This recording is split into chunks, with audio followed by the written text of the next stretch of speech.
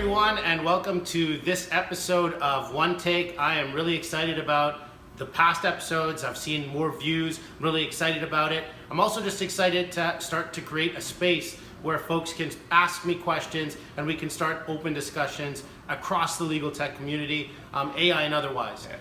Yeah, definitely. On that point, Andrew, let's get into, I think Mary Junton had a great question for you. Yeah. I love how you're hopping right into business today, David. Let's get to it. So Mary Junton, also good time as well, because me and Mary are both Canadians in legal tech, and it is the playoff seasons in the NHL. And no one is perfect. Mary's a Habs fan and I'm a Leafs fan, and we all know the Leafs are better. But Mary's question is your law firm ready to run like a business with AI? So for those watching, if you don't follow Mary, you should. It's at Mary Junton, and if David, you can put that in. So we already had an episode where I chatted about the idea, and question is your law firm ready for AI? So I'm going to drop that part of the question and really focus in on, is your law firm ready to run like a business?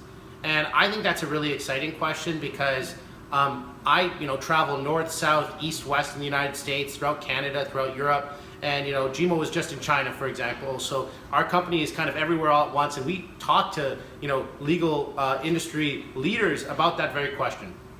And what we continue to see is, unfortunately, for the most part, law firms aren't ready to run like a business.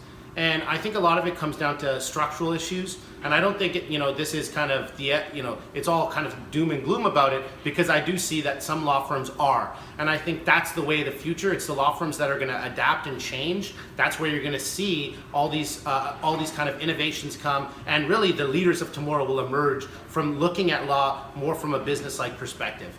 So I always like to break things down in three, and I like to put myself on the spot so I can think of the three things. But I think, let me put myself on the spot and do that. So the first thing I think that law firms need to change if they're going to think like a business is structural. And I think it's about the concept and budget of investing in the future through a line item in their budget for R&D and technology. So if you think about the way that big law firms' clients run their business, a lot of the time they're steady, they're running their business, but they also understand that there could be a big idea, a new way of doing things, technology, a company, a competitor to what they do that they have to handle. So they either put money into getting folks in a new business operation set up to go against that competitor, or sometimes they acquire that competitor. So an example of that would be, Gillette sees Dollar Shave Club. It's bringing a new way of delivering, the delivery of razors. They like the concept. They probably assessed, hey, how much is this going to cost to compete, or do we buy them? They had the budget. They bought it. It was a huge amount of money to be able to make that purchase. Now, the thing about law firms, though, is they don't have that ability to go out and make that purchase, but they also don't have a line item even to start using the products that are being built. So I think that conceptually, that is something that needs to change. And actually, we do see that changing. Take, for example, Allen and Overy recently announced that they're going to start a legal tech incubator. Of course, Nextlaw Labs, which was an investor in Ross early days, also really kind of pioneered that. And what's neat about that is keeping a structure away from your law firm that has a totally different agenda and a different way of making business decisions, which are really focused on the future and on R&D. So that's one. Number two, I think, is also structural. I think it's the idea that, it's how the entire law firm, whether you're small or big, is framed. You have your associate, then you get to be a partner and a managing partner, etc. And when you frame it like that, you don't think about multiple eras as much as you think about different generations and lifetimes. And I think the way that our competitors, your competitors would think about things, and you see new legal service delivery, it's thinking about it in a business-like way, which is not what it means for me. It means what it means for the organization. And I think that that's something that sometimes happens at law firms that needs to be changed. And the last one, I think, comes down to just the overall mindset of lawyers when it comes to business. I think what we do as lawyers is super important. As I'm a lawyer myself, but I also think that there's a lot of the things that we do that can be looked at as kind of process-based work, which, if done correctly, we can then be in a business-like mind, forward thinking, to say, hey, let's help out these people, let's widen the group that we can actually help, and then be able to bring in more clients and have greater profits that way. So it's just a total rewiring of the way we think of the delivery of legal services, I think, has to happen.